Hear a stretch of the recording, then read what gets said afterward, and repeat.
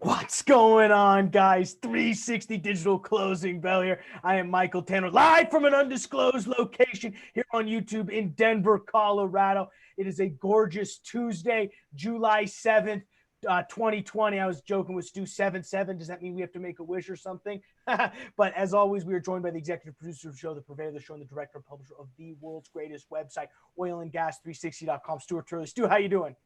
It's a beautiful day in the neighborhood, and we're ready for fun. You look way too comfortable with your new lavalier mic, by the way. I was pointing that out to him. Way too relaxed. We've got a great show for you guys lined up. We're going to cover everything that happened in the energy markets, which honestly wasn't much today. We just saw some coronavirus numbers in the overall markets that really tanked us. We'll cover sort of the one big thing, which is kind of some fallout from the Dakota Access Pipeline. Stu's got some stuff in the international news desk. But guys, first, please subscribe to the 360 Digital Closing, iTunes, Spotify, YouTube, the best way to stay up to date on all of your energy market news. And I'm going to pitch this right now, guys. We have an interview that's dropping in 30 minutes with the founder and former CEO, Alan Gilmer of Enverus. We've interviewed pretty much every executive there so far, and we finally were able to land the big dogs of the big dogs. Alan, Stu, great interview you had with them. Oh, thank you, Michael. I mean, we had so much fun that is just a blast. Alan is an absolute knowledge hoot, as we say in Texas. It was fun.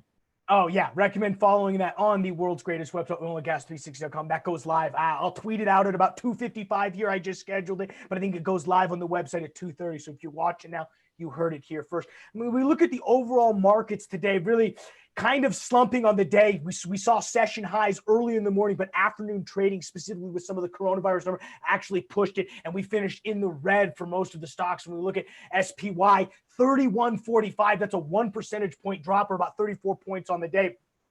Tech stocks, after Netflix hits all-time highs, ends up closing down 41 points, or about 0.3 percentage points. So we've seen that tech rally the past 3-4 trading days. That kind of comes to an end today. Both Microsoft, Amazon, all off their highs. So NASDAQ closing 10,563 on the nose. Dow Jones 25,889. That's a 400-point drop. Dow Jones does not do well at all. It's 1.5 percentage points off that index. Crude oil stays pretty much flat, only down 30 cents, 40.33.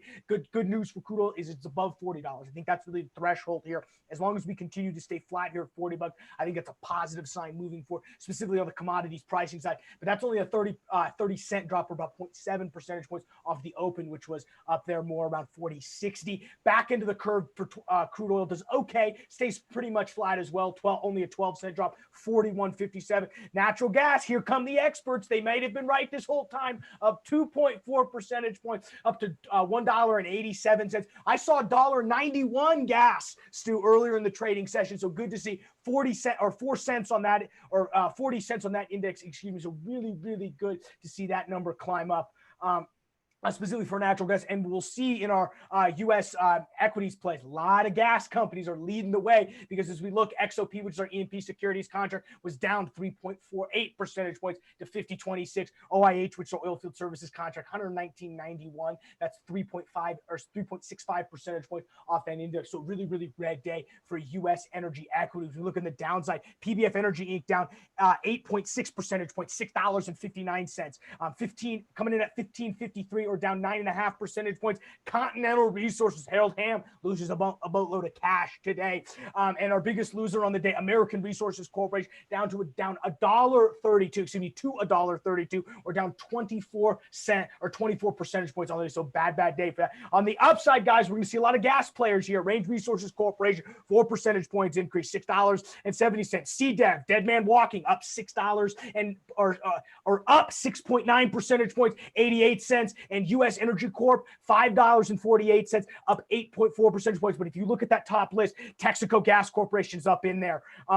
EQT Corporation, heavy gas players up. Why? Well, I think as we've been talking about, I've been skeptical, and I hope to be proved wrong, but these gas prices hopefully will continue to drive up here. I think we could see these players wrong. You go back, I highly recommend, there's an interview we did with Bernadette Johnson over at Enverus. So we just touted watching one with Alan Gilmer, but she's the vice president of strategy and analytics, and we really talked long-term pricing outlooks for natural gas. And it's very interesting just where they think these guys go. I think I sometimes get wrapped up in the short term a little bit, Stu. Where's these numbers going? But I think when you look at the longer term, this is sort of that movement we like on the natural gas side. Guys, please check out theoilandgasconference.com. It is going to be the place to find the go-to investor relation conference. If you're wondering how these executives navigated COVID-19 and we say this a bunch, an unprecedented time. I mean, the best place to check that out is the Oil and Gas Conference. And guess what? It is all digital, so you can watch them from the comfort of your own bed, eating Cheetos, hearing the top executives tell you exactly how they navigated the times, and you can educate yourself. It's an unbelievable event. I'd highly recommend